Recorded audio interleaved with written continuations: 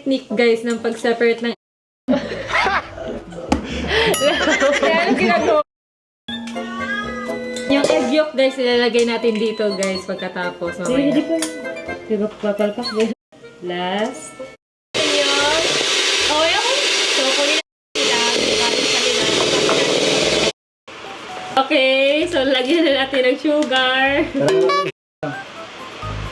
Sa gilid. Sige, doon na lang. Namin, nag-work naman siguro siya.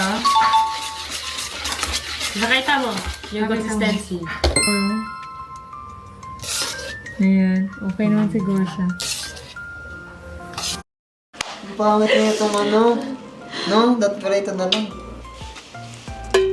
Guys, sinunod talaga ni Bobby yung mga gusto kong design. May yabi sa gitna, tas may mga flower. Ang ganda. I love it. I love it. Kulang sa ingredients tayo.